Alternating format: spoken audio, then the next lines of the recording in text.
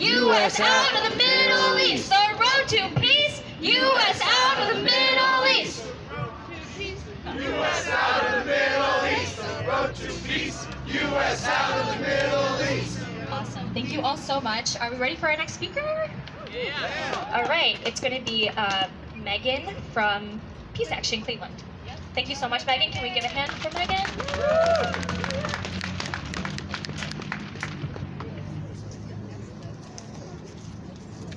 Yeah, I'm not an expert. Relatively new to activism. I've always believed in the anti-war, anti-imperialist movement, but I'm the wife of a veteran and also the daughter and granddaughter of combat veterans, so it started to hit home for me,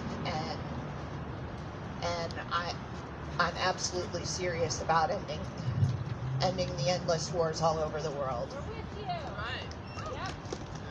Iran and the United States have a complicated relationship. We in the United States don't know much about Iran, and we have to avoid reducing Iranian history and society to its interactions with the United States. Iran is a diverse country with a rich history dating back at least 6,000 years. Its 82 million people represent at least 15 ethnic groups and 7 recognized religious groups, speaking 15 officially recognized languages. Iranian poets, scientists, and mathematicians contributed greatly to the Islamic Golden Age of the 14th century, whose influence eventually made its way to Europe. A war with Iran would do tragic damage to this culture. Our U.S. and Iran cooperation began with the Great Game in the 1800s, where the United Kingdom and Russia used Central and South Asia as a laboratory for their experiments in colonialism. In those days, the U.S. was Iran's ally.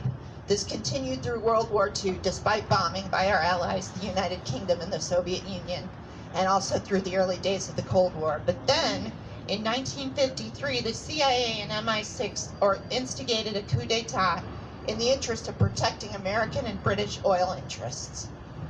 Afterward followed a period of close friendship during the Shah Mohammad Reza Pahlavi's brutal regime, which ended with the 1979 Iranian Revolution. Iran and the United States have had no formal diplomatic relations since 1980. U.S.-Iranian relations further deteriorated with the U.S. support for Iraq during the Iran-Iraq War, the Iran-Contra affair, the economic sanctions that began in 1995, and George W. Bush's Axis of Evil speech, among other events. Research has shown that Iranian people have a positive view of the people of the U.S., though not of our government. This is understandable, given the examples above. It doesn't help that the Trump administration continues to promote lies about Iran, such as that Iran violated the 2015 nuclear deal from the beginning, when they complied until after the U.S. withdrew in May 2018. The Trump administration would have us believe that Iran is a state sponsor of terror when the 4 major terrorist groups are not sponsored by Iran. And they would also have us believe that Iran is working with al-Qaeda when the relationship between Iran and al-Qaeda is extremely antagonistic. Colonel Larry Wilkerson, former Chief of Staff to Colin Powell, in an interview with Mehdi Hassan for his podcast Deconstructed, said, "A war with Iran would be a vicious long-term campaign waged by the Iranians over 10 or 15 years. And at the end, it would look about like Iraq did in 2011. And it would cost $2 trillion and lots of lives, and more than anything else, it would require 500,000 troops." In the January 14th debate, Senator Elizabeth Warren told Wolf Blitzer, "Our military is the finest military on earth, and they will take any sacrifice we ask them to take, but we should stop asking our military to solve problems that cannot be solved militarily." Senator Bernie Sanders agreed, saying the American people are sick and tired of endless wars, which have cost us trillions of dollars. Our job is to make sure that we have the capability of bringing the world together to resolve international conflict diplomatically and stop the endless wars that we have experienced. Phyllis Bennis, a fellow at the Institute for Policy Studies, said in response to these comments, "At the end of the day, it comes back to the movements outside. We're going to need a movement to say we need to get rid of the existing authorizations for the use of military force. We don't need new ones. Get rid of the old ones and stop authorizing illegal wars." Nothing justifies another illegal war that, like the wars in Iraq and Afghanistan, would only destabilize the Middle East and Central Asia further. As Senators Warren and Sanders said, we need diplomatic solutions for these complex issues. Hafiz, a Persian poet of the Islamic Golden Age, warns us, beware of the tiny gods frightened men create to bring anesthetic relief to their sad days. War and sanctions have been the gods of our government for far too long. It is time for us to end our world's sad days and make room for the joy of peace throughout the world. Nice. A hand for Meghan, please. All right. Are we ready for another chant? Can you all hear? Elias from Mina. Hello everyone, I'm Elias Khawam from Cleveland State's Middle East North African Student Union. Can everyone hear me correct? Good? Yeah. Dear friends, let's first and foremost be mindful that when we are talking about Iran and the Iranian people, we are indeed talking about people who, like us, want to be free from the threat of attack, free from the constraints imposed by despotic leaders, and free to achieve self-determination. The brunt of these attacks and the impacts that these wars have are largely experienced by the civilians and not the leaders to these conflicts. Ultimately, it is the civilians who end up suffering. So when we speak about Iran, we must steer away from the ethnocentric tropes, and we should remember that we are speaking about people. We should absolutely not fall victim to the narrative that if we criticize the US, or if we stand in solidarity against aggression of war, that we are considered the enemy of the US.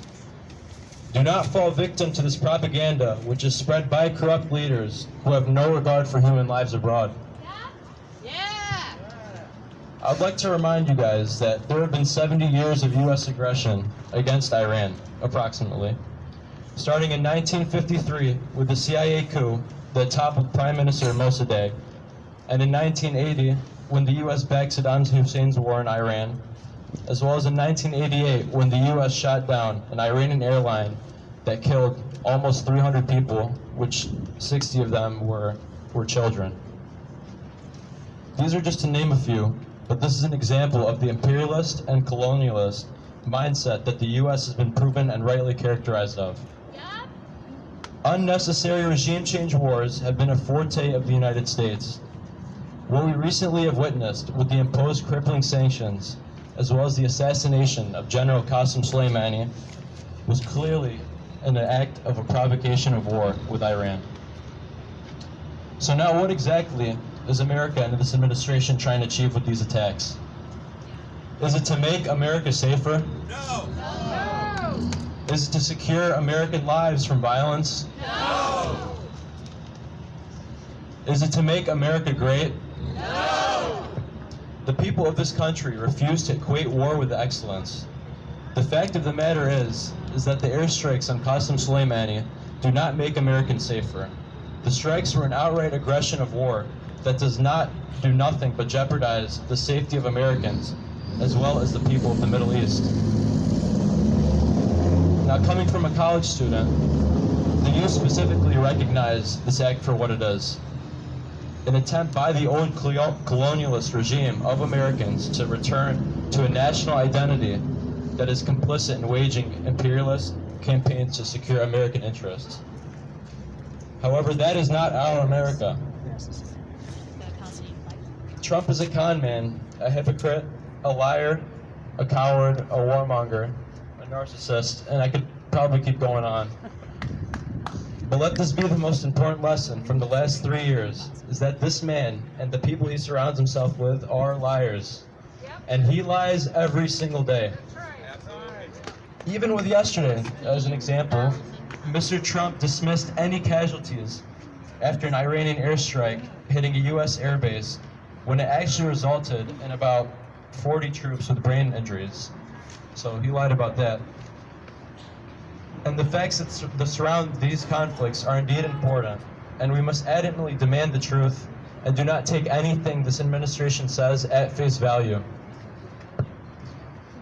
Today we are here as advocates of peace, and we absolutely do not support this war-waging, bully, imperialistic, and colonialist mindset that this administration is showing towards Iran and the Iranian people. Hands off Iran! Hands off Iran! Thank you. Can we get another hand for Elias, please? Okay. Are we ready for another chant? We feeling cold? Let's warm up a little bit. No war! Trump says more war, we say no more. Trump says more war, we say no more. Trump says no more, we say no more. Trump says more war, we say No more! Yeah. Are we ready for our next speaker? Yeah. Okay, please welcome Susan from Workers' World Party. Can we get a hand for Susan, please? Thank you so much. What is in the news this week that is somehow riveting the bourgeoisie? And that's the impeachment of Trump. Now, why is it so hard, or he's been impeached, the trial, da-da-da-da, why is it so hard for regular people to even care? Well, even the Democrats, what are they fighting about? $500 million of aid to the Ukraine. To fight, not Russia, but the people of Donbass, the people of the Crimea who've wanted to keep socialism and not be part of fascism in the Ukraine. So even the Democrats are saying, you didn't give them the $500 million quick enough. How can we get around that? No one is saying we should impeach Pompeo for the way he cursed out a woman reporter yesterday. No one is saying he should be impeached for letting the right wing march and kill a woman demonstrator in Virginia a couple years ago. They were all good people. So I think it's really important to see that this impeachment is not about us. It's about fighting over who gets the money. Because they also fight about, well, you didn't give enough to Israel. Oh, we're giving even more to Israel, say the Democrats. They're all on the same side. That's the side of the rich. We call it the bourgeoisie. Yeah. And then they say, well, we can be nicer. Okay, we'll just have sanctions instead. Ah, yes, sanctions, not war. Well, I say sanctions are war. It's like when they used to lay siege, like in the World War II when they laid siege to Stalingrad, to Leningrad, trying to starve the people to death. They lay siege to whole countries. The dollar is the currency of trade in the whole world. The same way that English is the computer language of the whole world. So it's very hard to do any trading at all. But what if we ran stuff, like our chair and organizer said today? What if we run stuff? We would say to Sherwin-Williams, you lay off those janitors, well, we are freezing your assets, and you're not going to get any money out of your accounts until you take them back. That they can freeze the assets of whole countries, not let them touch their own money. Well, we can do that too. GM wants to close Lordstown. We'll tell GM, no, you're not. We will freeze your assets. And we'll tell every congressperson who doesn't want to vote to get rid of Trump, you're not getting your paycheck because we sign their paychecks. That's our money. And you're not getting a paycheck, so live with that. Woo! Yeah. So I think we have to see which side we're on. It's so important for us to come together, as other speakers have said, because the world is watching. The whole world is watching. And that's why when you go to any oppressed country, they go, we're not mad at you. We're mad at the government. We're mad at the corporations. And by doing these events, we're showing the world we are with them. We are not with the billionaires and the warmongers. So let's keep it together. We'll have unity as long as we can, especially if we remember who is the common enemy. And it's not imperialism, the highest form of capitalism. And the other thing thing that Karl Marx, no, Lenin said that. Karl Marx said something which I always think of. We have to expropriate the expropriators. And that means to GM, we made you all your money, so we're going to keep it. Woo! That's hard, but as the Wobblies would say, the banks are made of marble, but one day we'll go in and take all that gold out of there. So thank you for letting me speak.